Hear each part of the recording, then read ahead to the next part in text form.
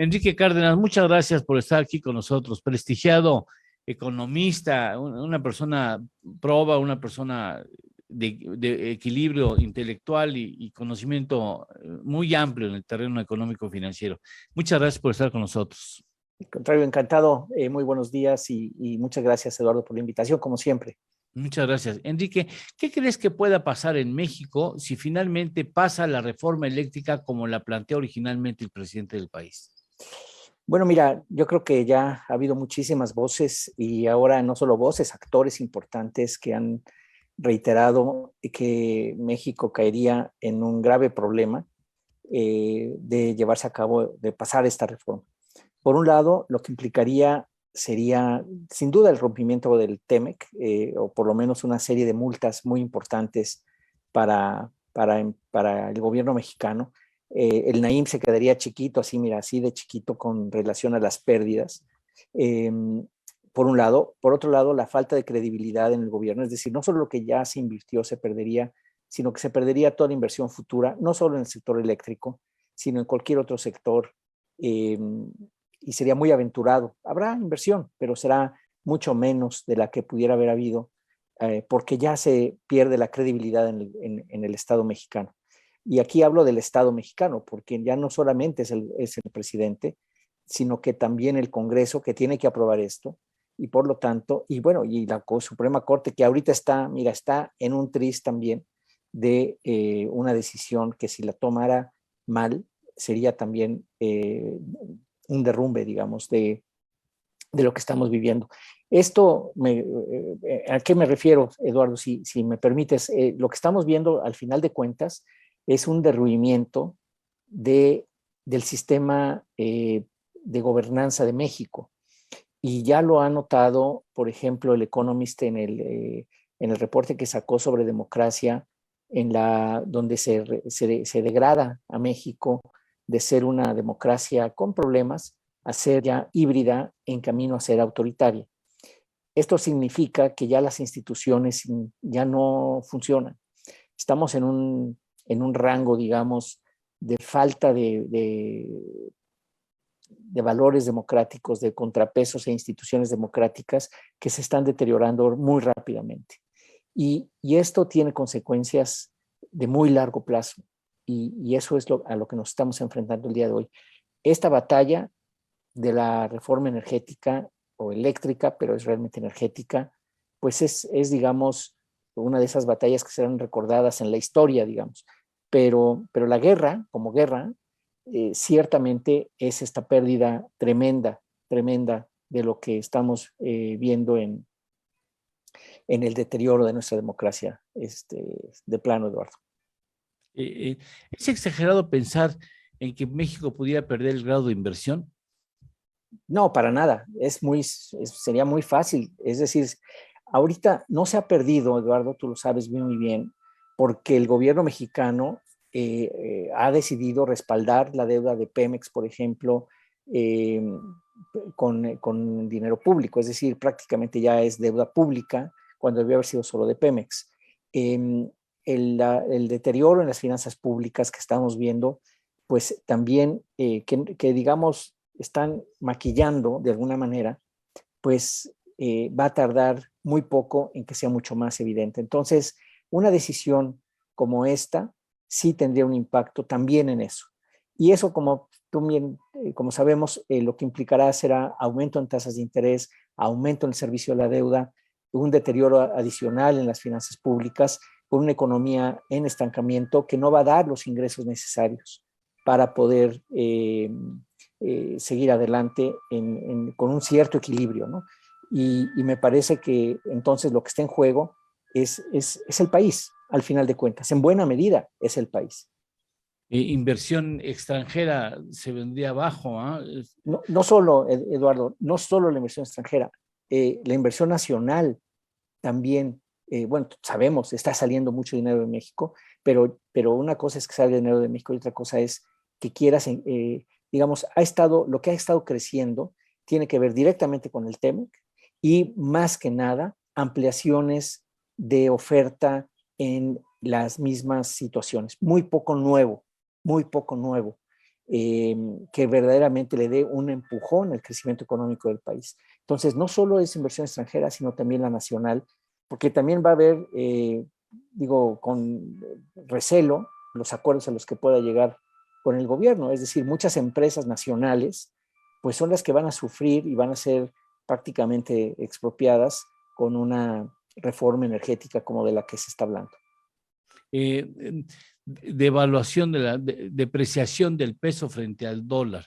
También es una, ¿sabes qué? Lo recorro para que después no digan que no les avisamos qué podía pasar en México, ¿sí? Porque después dicen, ay, Sí. ya después ya no les gustan las consecuencias, cuando a la vista están las posibles consecuencias. Digo, ¿tú crees que se depreciaría la moneda? Sí, no, claro, digo, no hay la menor duda, no hay la menor duda que un deterioro fuerte en las finanzas públicas, un deterioro también fuerte en el servicio de la deuda, que habría que pagar más, en esta expectativa hacia adelante, lo que va a ser en el país con una pérdida del grado de inversión en México, pues naturalmente va a repercutir en el tipo de cambio, tarde que temprano. Es sorprendente que no lo haya sido todavía, en buena parte quizás por los 40 y tantos mil millones de dólares que han entrado por remesas al año, pero de no tener esas remesas, olvídate, o sea, ya hubiéramos tenido una depreciación en el tipo de cambio. Claro, la puedes esconder, la puedes medio aguantar, como por ejemplo el precio de la gasolina ahorita, eh, con subsidios que son grandes, todavía no llegan a los niveles del 2008, que fueron tremendos, 7-8% del PIB en subsidio a la gasolina. Fue una bestialidad, pero ya no estamos lejos y digamos, ese es uno más, ¿no? De las cosas que estamos viendo. Entonces, Eduardo, sí yo vería en el horizonte sin ningún lugar a duda, cuando pues va a depender de muchos otros factores, pero de que se debilitaría la moneda, evidentemente. Si la economía está muy débil, la moneda se va a poner muy débil también. Bien, ahora ya que lo mencionas, a ver, el subsidio a las gasolinas. Claro, evidentemente no es buen momento para permitir que la gasolina se dispare porque pues vienen las elecciones y viene el revocatorio, ¿no? Dicen que no hay borracho que trague lumbre, o sea, de tonto el presidente hace estos cambios cuando viene definiciones electorales, pero bueno, dime, ¿cuánto tiempo más puede aguantar y cuál sería la factura que tenemos que pagar por el hecho de haber trasladado de una manera tan importante subsidios al consumo de las gasolinas? Pues mira, el tema, ciertamente tienes razón, y algunos países democráticos y demás están dando algunos subsidios a las gasolinas en este momento, al gas, porque a nivel mundial pues ha subido tanto el precio que deteriora, o sea, puede romper equilibrios muy delicados en muchos sectores y se justifica un subsidio en un momento dado si es temporal y si hay una salida a ese subsidio. Sí. Entonces, un subsidio no es que sea, vamos, el monstruo, puede ser importante, necesario, pero, pero no para siempre y no por mucho, vamos, no por mucho tiempo. Acá el asunto está en que efectivamente con el subsidio lo único que está marcando un pedacito de la política energética, pero el otro pedazo grande es la decisión del gobierno para meterle recursos a lo que sería la refinación en lugar de la exploración y la extracción. Y el haber en los hechos ha hecho una contrarreforma energética, digo en los hechos porque los permisos se eliminaron, las rondas Sí, claro. de subasta para la exploración y explotación de campos petrolíferos por la inversión privada nacional y extranjera. O sea, en los hechos ha habido una contrarreforma energética que está privilegiando, por un lado, la refinación sobre la expropiación, sobre la explotación y la extracción, que significa más o menos lo siguiente. En la refinación, para que la gente se tenga una idea, Pemex tiene un margen de utilidad, vamos a poner así, Pemex tiene un margen de utilidad como de 30 centavos de dólar por barril refinado, que no es nada. En la extracción tiene un margen de ganancia de 20, de 30, de 50 dólares por barril, dependiendo del precio. Entonces, estamos teniendo que el gobierno ha decidido irse al negocio menos rentable para para abandonar y evitar que se siga explotando pues lo que podría ser el negocio más redituable. Eso tampoco podría ser para siempre, pero de cualquier manera lo que vamos a ver es un deterioro muy, muy importante en las finanzas de Pemex y por lo tanto en las finanzas públicas también. Entonces, lo del déficit es un extra, ¿no? Sobre todo lo que estamos viendo. Y bueno, pues la gente como que no se acaba de dar cuenta de esta diferencia. Esto significa la reforma que está en el Congreso en este momento y lo es un paso más en ese mismo sentido que ya tomó el gobierno desde hace, pues desde que entró. Empezó a echar atrás la reforma energética para disminuir la inversión privada en el sector. Por lo pronto, no dejaremos de exportar petróleo en 2023, como lo había prometido el presidente. Está contemplado en los precriterios de política económica, está contemplada una plataforma de exportación petrolera. Aún teniendo 8, si se incorpora después Dos Bocas, aún teniendo 8 refinerías, no seríamos capaces de producir los combustibles que requiere el país, ¿va?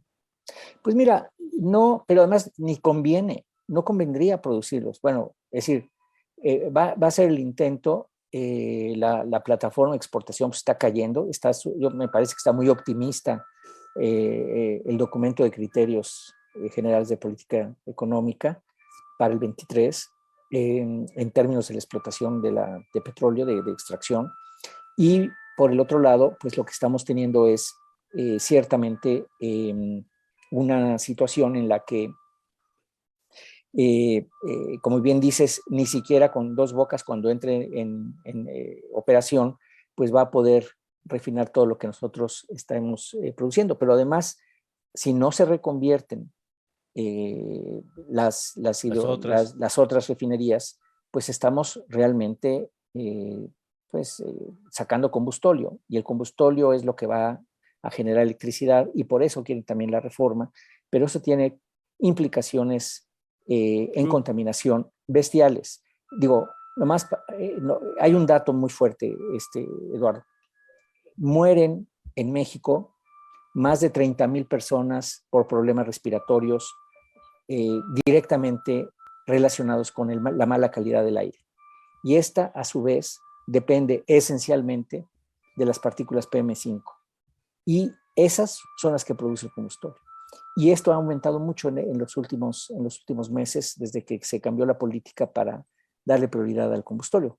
Y esto entonces tendrá repercusiones sobre la salud de las personas, la salud y la muerte. Y no sé si ha salido en tu programa que hemos comentado antes, pero la esperanza de vida en México se cayó el año pasado. 3,5 años para hombres y 2,5 años para mujeres al momento de nacer. Este es un deterioro brutal. O sea, lo que quiere decir es que la gente en promedio, claro, por la pandemia, ¿no? Se murieron 670,000 personas extras, están muriendo más. Y muchas de ellas por esta razón mismo, porque se agravaba el problema sí. ¿no? respiratorio. Pero ya la esperanza de vida en México ya cayó, y eso pues imagínate lo que significa. Perdón, ya me extendí. No, al contrario, no, muchas gracias. En 15 días nos volvemos a ver, le damos una repasada a la realidad económica nacional. Bueno, si viene alguna barbaridad por delante, por supuesto, el asunto de la reforma, te volveremos a molestar de inmediato para hacer un balance y de veras, te agradecemos de manera muy especial que tengas la gentileza de pararte con nosotros y explicarnos cómo ves la situación económica nacional. Muchas gracias, Enrique, como siempre. Esta es tu casa. Muchas gracias, Eduardo, a ti, a todo tu auditorio, a todo tu equipo. Muchísimas gracias por Muchas gracias. Hasta muy pronto.